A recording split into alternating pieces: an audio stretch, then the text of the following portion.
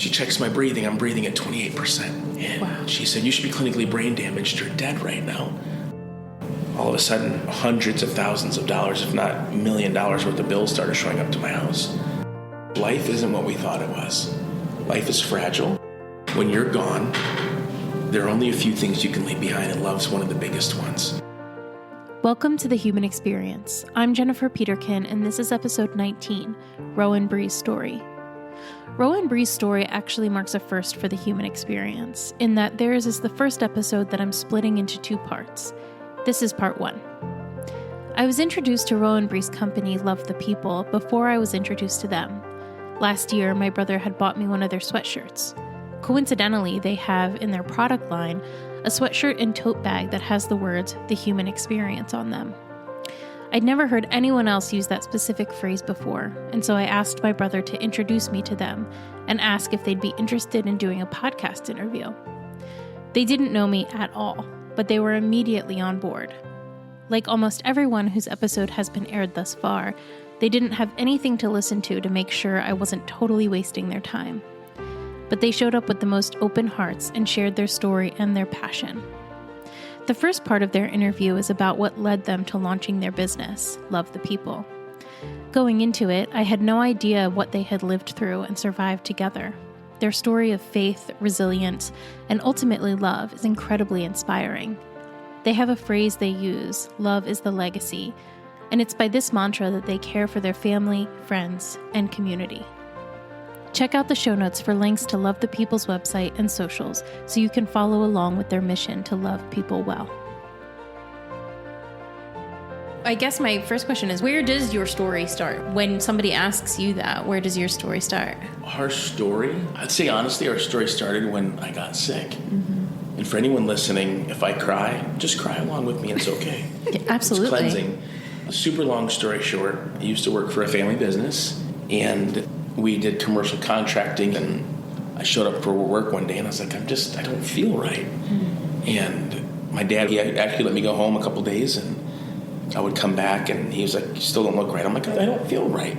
And I came in on a Friday morning and I'm like, you know what? This is weird. This isn't like me. I'm just going to show up. It'll be good. And I end up collapsing at the shop, and they get me up and they rushed me to the hospital, and I stayed at the initial time for 3 months. Wow. And they had no idea what was wrong with me. That was the interesting part. I was a guinea pig, I guess, experiment.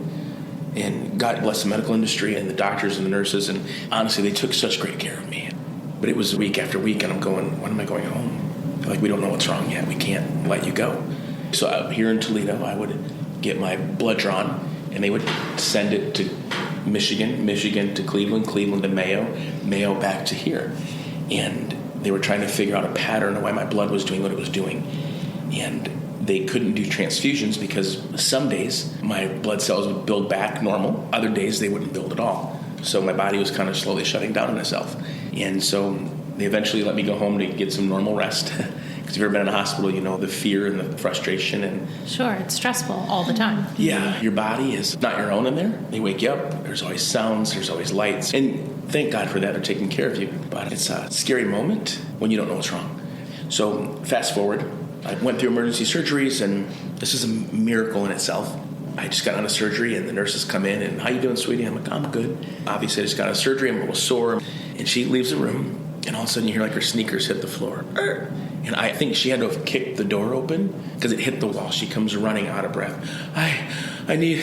She's like almost crying. I need to check your breathing. I said, what? She goes, I don't know. I know you guys talk about a lot of this God stuff, but I heard an audible voice in my right ear say, check his breathing. And I got goosebumps right now. So she goes, I gotta check your breathing. I said, okay. She checks my breathing. I'm breathing at 28%. And wow. She said, you should be clinically brain damaged. You're dead right now. How are you breathing? And I said, I don't know. You're the nurse. So they called stat to my room with all these doctors, and they pushed everybody out of the room, and they put the mask on me, put the things in my nose, and I take it off, and I said, what's going on? And the specialist slammed it back on my face and said, don't you dare take that off. He said, you shouldn't be alive right now. And I said, oh, okay, well, here we go. I have peace and I'll be okay. So they're rushing me into surgery. You got a blood clot in your lungs, you got a blood clot in your heart, and we need to get some scans done. And I had staples into my abdomen. That's why I lost my six-pack. That's what I tell people. And so long staples, and they're not being gentle because they had to move. So my mom had called our pastor, and my mom's running with me down the hallway, trying to hold the phone to my ear as they're running with me. And the nurse goes, "What are you doing?" She goes, "I don't know. I'm scared. I'm having our pastor pray for him." And the last thing I heard him say, because I couldn't hear much, is, "Lord, give him peace." Peace is what I kept hearing. And so they literally grabbed the phone, throw it at my mom. "You can't come with us." She's like, "That's my baby. I'm coming." And they're like, "You can't come with." It was this whole interaction. I'm like, "Can you guys just keep going?" So we get there, and I had this overwhelming peace, like, just envelop my body. And I'm like, "Oh my gosh, you're here. I'm going to be okay."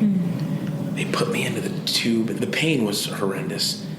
A little while later, I was so drugged up from all the surgery stuff, and I said, "What happened?" She goes, "I don't know, but everything's totally fine. You're breathing at 98%. And we checked, and everything's gone.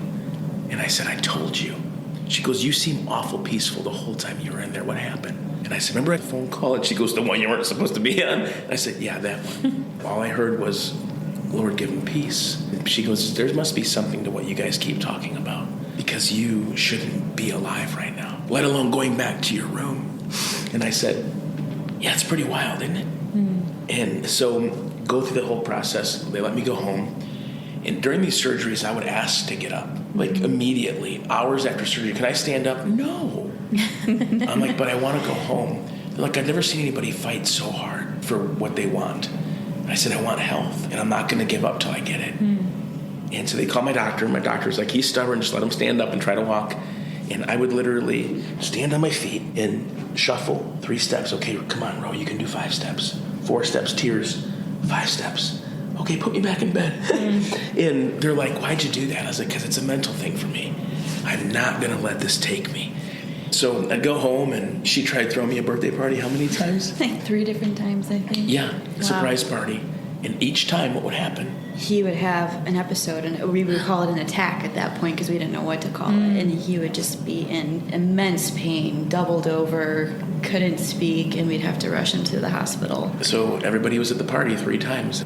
So the 4th time, Bree's like, "He just got out of the hospital. He's going to be good. I'm going to sneak a party in, just a small one." And I walk in, and I fall face first on her bed. And I called Bree, and I said, "We got to go to the hospital." And she said, "What's the matter?" I said, "I don't know, but we got to go to the hospital."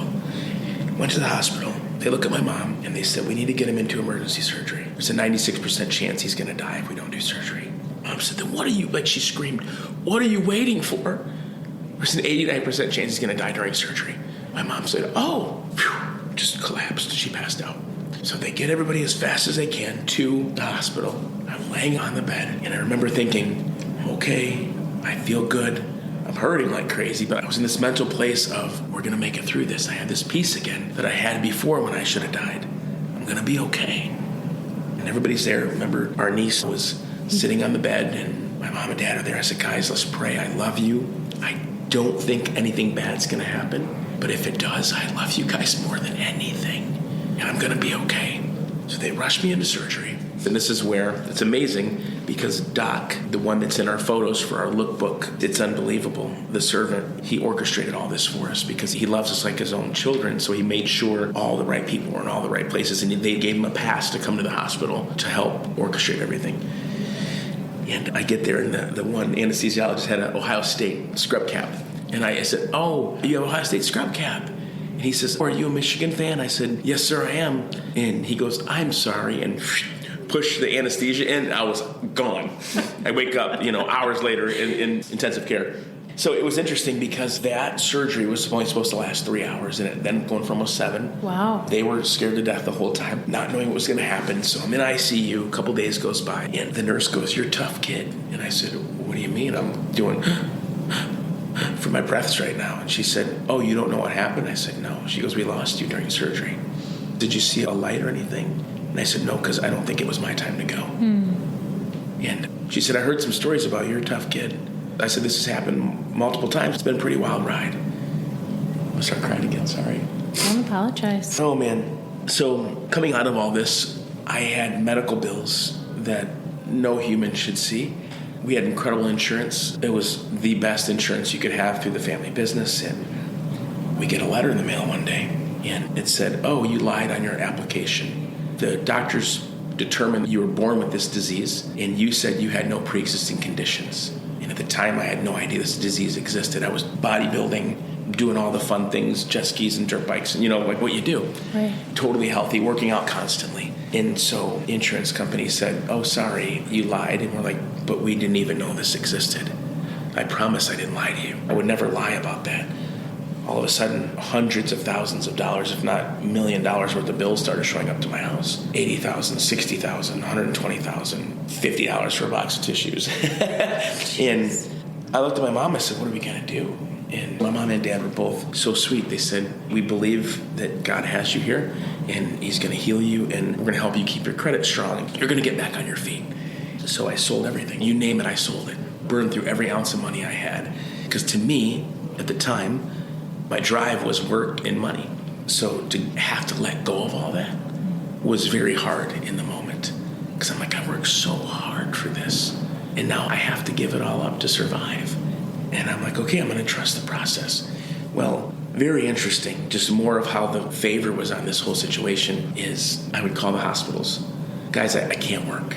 They said I can't work. I'm living in my mom's upstairs. And it's amazing because I would call the hospitals and I would tell them, I want you to pretend I'm your son. And this one lady said, please don't do that to me. And I said, why? She goes, my son has been sick lately. And she starts crying. I start crying. I just felt like I was supposed to lead with that. She said, I'm going to help you because I wouldn't want him to face all this alone. So they started giving me numbers to call, like to call the state of Ohio, to call to the governor's office, and hospitals can write off some things. And it wasn't that I was trying to get out of paying my bills because I still paid monthly. That's why I had to burn through everything. But I'm talking multiple hospitals, not just one. And my mom was like, we're going to keep your truck. Had an awesome Jeep. Love Jeeps. And she was like, we're going to help you keep your truck because it's going to help with your credit. Our family and you, babe, were so positive. What they walked through, I wouldn't wish on anyone. And then, boyfriend, I don't know why you stuck with me, but I'm glad you did. I gave you outs, did I not? I was honestly going to ask, were you guys married at this point? No. We just started dating probably less than a year before everything really started. Wow. So I would tell her, one of the times that I was dying, and I don't say that lightly, I said, you can go. I might not be here. And this isn't fair to you to pour your life into somebody that's going to be like this. She said, no. I mean, you can't see me, but I'm super hot, so it makes total sense. I mean, I totally get it. You should have saw how I looked laying in the hospital with all these things that look like a science experiment. So I would tell her, would I not? You can go. Yeah. How many times? 3? Yeah. Maybe definitely. 4? And that was hard. I was working. I was in college full time. And then at night, I would come back to the hospital, and your mom and I would switch on and off. And they would stay the night. She would shower there, get ready for exams, and study all night long. Wow. Sleeping on a cot. The bad nights when they thought I was going to die, there was multiple people staying there at night. Like, we might have to say goodbye. Yeah. The fact that I'm here and I'm looking outside of a window at a blue sky blows my mind. I'm forever humbled and grateful, but I gave her multiple outs. And I knew that we were supposed to be. I really did, and I'm not being funny. There's those moments when somebody's probably shaking their heads like, yes, when you know, you know. But there's these moments of, I know she's it. And we walked through it, and the hospital bills were crazy. My truck payment at the time was $433.76. One of the hospitals repeatedly, month upon month upon month, kept sending me checks for $433.76. Stop. And I would call them because I'm a very honest person. And I said, I owe you guys so much money, it's insane. And I just got a check for $433.76 as an overpayment return. And she said, honey, I'm checking the system right now, baby, and you overpaid us. I wish we would have saved those I know. checks. I said, sweetie, that's impossible. I don't want to take what's not mine. Mm-hmm. She said, oh, no, baby. Believe me, our system is on lock. Remember this sweet lady I would talk to, and she said, God must love you is all I can figure. She goes, because I'm checking the system, so they sent it to their supervisor, because 2 things ran through my mind. I am a very honest and trustworthy person. You don't take what's not yours. 2, the other side of me is like, oh my gosh, what if they're wrong? And I cash it to pay bills, and they want it back. Right. Then I'm in deep trouble. So they're like, hey, you, Bad enough you're dying, but we need more money. So it happened for how many months? Quite a few in a row. Yeah, like 5, maybe 6. There was still a lot left, but went down from nearly $1 million over all the years. Just, I think I was down to like 60,000, 70,000 that I had to finally be responsible for after all the years of paying. And somehow, some way, it just worked out. In the middle of all this, I wanted to get married, and I wanted to ask her to marry me. And I'm like, you ain't got no job. You can barely stand up. You know, you're living with your mama. Like, wow, what are you going to do asking her to marry you? And you think I'm hot? She's super hot. I'm just going I mean, let's just be honest. That's not just the sunlight radiating off of you. So Bree is so comfortable right now. I know, isn't it great? She's like so uncomfortably comfortable. She's like, stop looking at me, Swan. I love you. Yeah, I forgot where I was now because I looked at it. But so I wanted to get married, and I said, Mom, this sounds silly, but will you pray that I can figure out a way to get a ring? And she was like, yeah, I think you can get a little ring. And I'm like, it's Bree. I don't want a little ring. Mm-hmm. And so what I did is I bought her a glass ring that was hand-painted, remember? Mm-hmm. And it like a little boutique type store. And I said, I know it's not real, but it's glass and it's shiny and it's pretty and it's the biggest diamond you'll ever wear. It was this giant, beautiful glass, like it was all one piece. I remember like those bubble rings were popular at one point, mm-hmm. and the underside is painted so it comes through. Gorgeous. We still have it. Mm-hmm. And I said, this is cheesy, but this is to say, I'm going to ask you to marry me for real, but will you marry me? And she's like, oh my gosh, yeah, you know. And so I was really thinking about it, and all of a sudden, remember, I had no credit, I had no nothing. I'm like, how am I going to get a ring? I got to figure this out. Because I started getting a little bit better, and I was trying to work a tiny bit. They still never figured out what was wrong with me. So the University of Michigan was the last stop, and I'm going to interject this here. We were going to fly out to Portland. Number 2 blood specialist in the world was in Portland at the time. Out of nowhere, we're getting ready to go out there, and Dr. Okada moved to University of Michigan Hospital. Is that near you guys? And we're like 45 minutes away. My mom's like, yes. So we go to see him, and as some doctors are, which they should be, I want them confident in what they do. He's like, I got this. I'm going to figure this out. This is what I do. And we're like, yes, finally. Well, they had me in the cancer center at Mott's Children's Hospital because this is one of the places that he worked out of. And at the time, you think my hair's long now, it was like super long. I was sitting there, and children were sitting there with no hair. And some weeks I'd go back, and the same kids that I had the same appointments with weren't there anymore. And I'd ask what happened, and they died. So here I am thinking, what the heck are you keeping me here for? When these little babies, 10, 12, 14, gone to heaven, and here I am. Month after month, you keep resurrecting me. And so I thought, well, there's got to be something. I don't want to overthink it because it's going to make me crazy. So I made the last appointment scheduled. And Dr. Okada, he walks in and he looks at us and takes his clipboard and like throws it on the table. And he looks off up into the corner of the room, and he turns around, starts to get a little teared up, and he said, I have no idea what's wrong with you. Jeez. And it was this rush of emotion of the anticipation of finally figuring out what's wrong and how to treat it. And you're the number 2 blood specialist in one of the best hospitals in the world, and they don't know. I walked out of there, felt such defeat, and cried so hard, didn't we? On the way home, I'm like, I know I'm not supposed to have a lot of sugar and sweets because what's wrong, but I don't really care. Like, I'm going to eat a piece of pizza. That's me being dangerous. But I was just so devastated in that moment.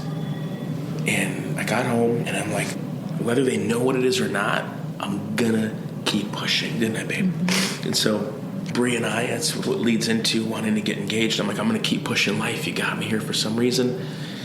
So check out her ring. I have checked out her ring. It's gorgeous. This is a miracle. Like, I'm not kidding. So didn't have money, like literally no money. And I'm like, how am I gonna do this? How am I gonna do this? How am I gonna do this?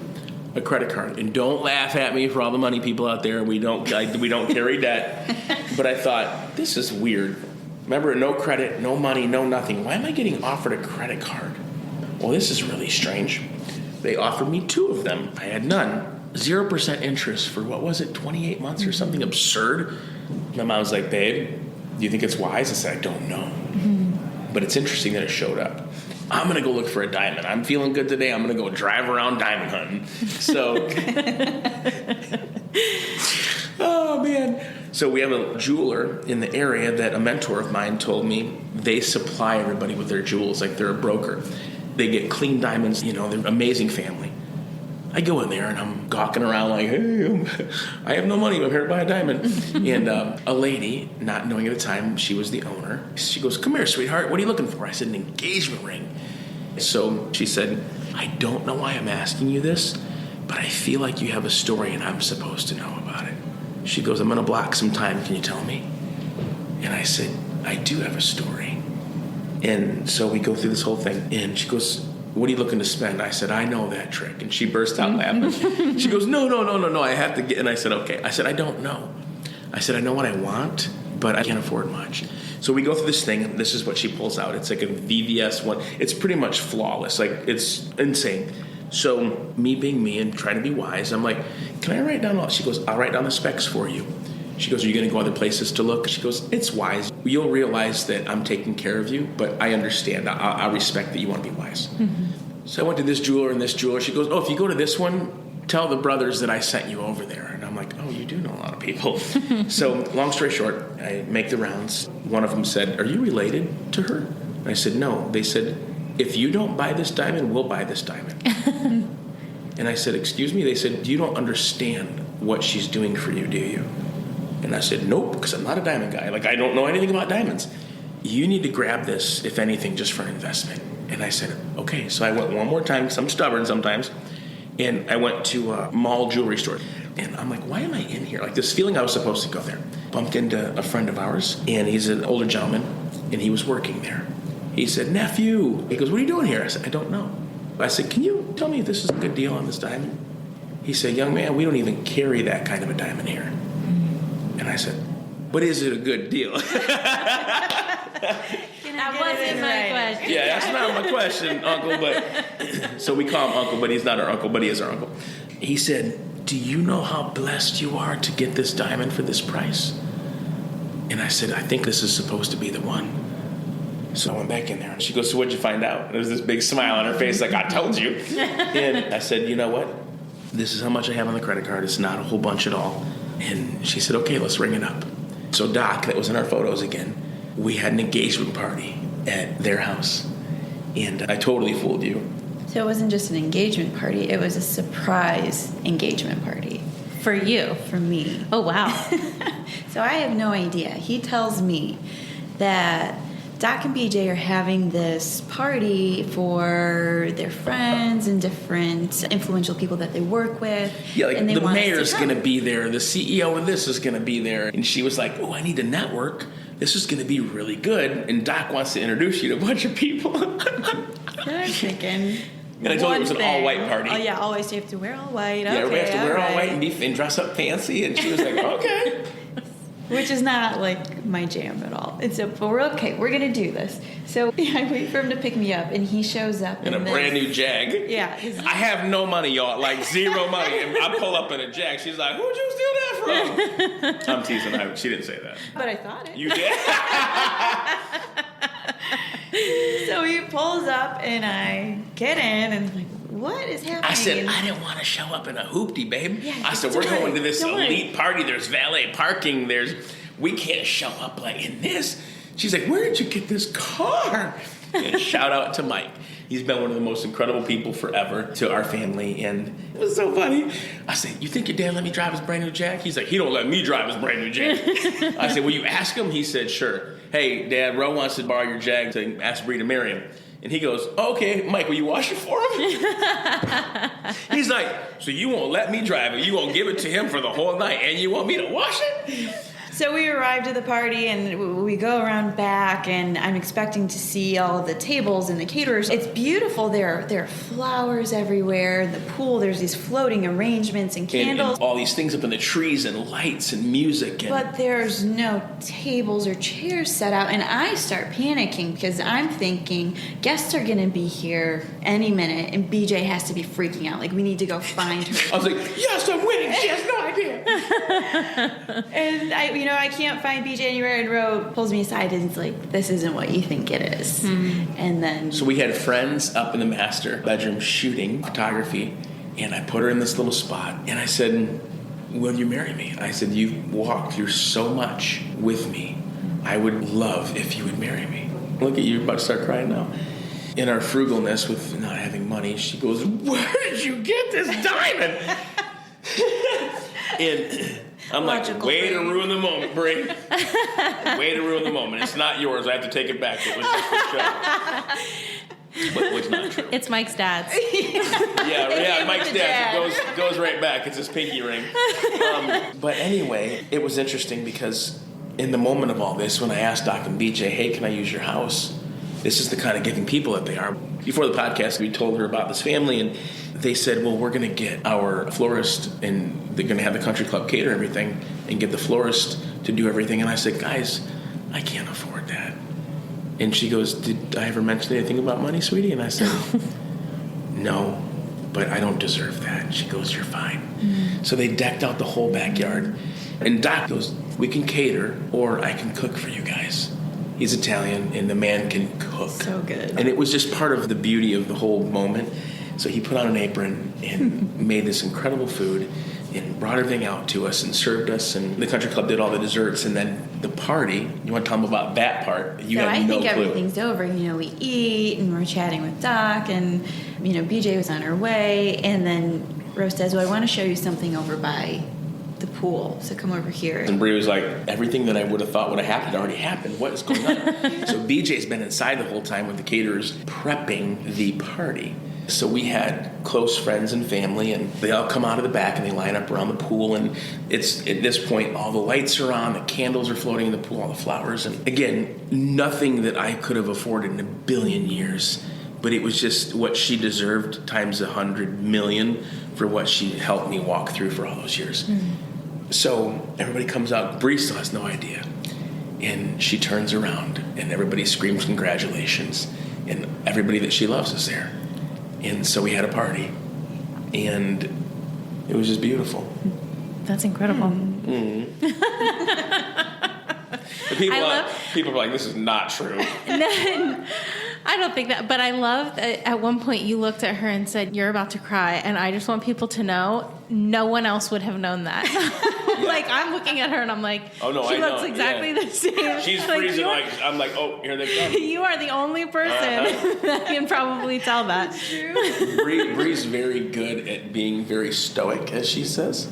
She's very, calm, very together, and I'm an emotional basket case in a great way. I love so hard, and I've been through so much, and I love people so much that I don't mind leading with my emotions.